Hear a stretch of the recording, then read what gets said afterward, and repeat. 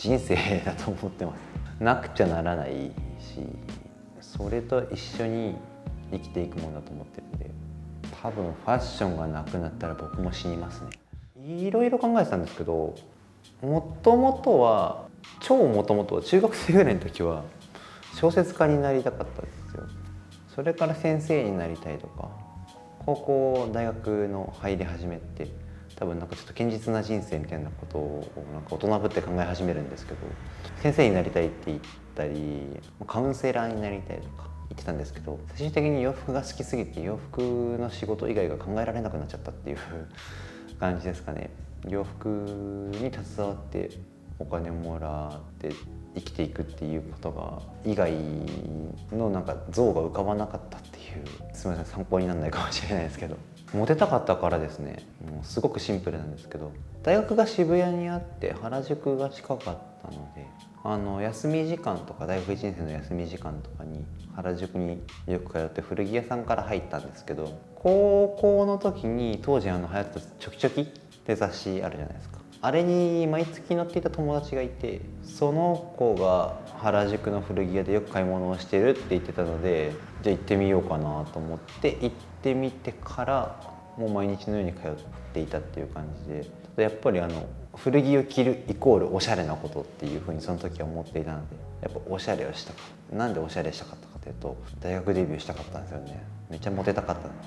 ただモテたかったんですけど、モテたかったこだわりがなんかもうモテる方向とは逆方向に行ってて、結局そのなんか自分のファッションを研究するっていうか、ちょっと周りと差をつけたファッションをするみたいなことになっていて、そうなってくるとだんだんモテなくなってくるんですよね。多分みんなそうだと思うんですけど、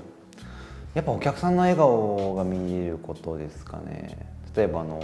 結構いいものを頑張って買ってくれたお客さんがその後インスタで上げてくれたりとか、急に自分のことをタグ付けしてインスタンストーリーとかでこれ本当に買ってよかったです、ありがとうございましたみたいなのとか来たりとか、自分のところで買ったものをまた身につけて会いに来てくれてだったりとか、本当にあとはもうただ僕をめがけて話しに来てくれるだけでも嬉しいですね。やっぱりそういう場所だと思うので、もしよかったら会いに来てくださいみたいな感じですね。結構何でも来ますね。ただ持ってる服の全体量の中で一番多いのは古着でヴィンテージで、多分リーバイスだと思います。デニムだけで結構持ってますね。あとは、自分がもともと手伝ってたパンツのブランドニートっていうブランドなんですけどのスラックスもいくつか持っていて、あとはクラスっていう日本のブランドも好きです。三角形って日本のブランドだったりとか、オデムっていう日本のブランドだったりとか、結局自分が作り手の顔を知っている、すごく考えられて込まれて作り込まれたものが好きですね。海外のブランドももちろん興味があったりとか、すごく美しいなって思うものは積極的に買うんですけど、結局その日本のブランドを買ってしまうことが多いです。お客さんが気になった洋服にやっぱストーリーをちゃんと伝えられると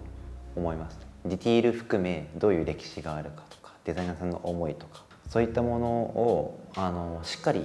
脚色しすぎずに面白く伝えることができると思ってます。いつかやっぱ自分の店を持ちたいなっていうふうに思ってますね。コンセプトは僕がずっと考えているのは、やっぱサロンのような人が集まる場所であること、洋服について考えられるような場所であることと、やっぱその扱うものは将来ヴィンテージとして扱われるようなちゃんと作り込まれた何か、そこに思いが詰まった服っていうのだけを取り扱うようなお店にしたいなっていうふうには思っていますね。なんか全部だと思ってます。お店に立つことでお客さんと接することは一番大事なことだと思ってるんで、そこに全てが詰まっていると思っているので、まあ変に偉くなったりしても店頭には必ず立ちたいなというふうには思ってますね。めちゃくちゃつまんない答えになっちゃうかもしれないですけど、人生だと思ってます。なくちゃならないし、それと一緒に生きていくものだと思ってるんで、多分ファッションがなくなったら僕も死にますね。なのでもう少しファッション盛り上げられるように頑張っていかないといけないなっていうふうに思ってます。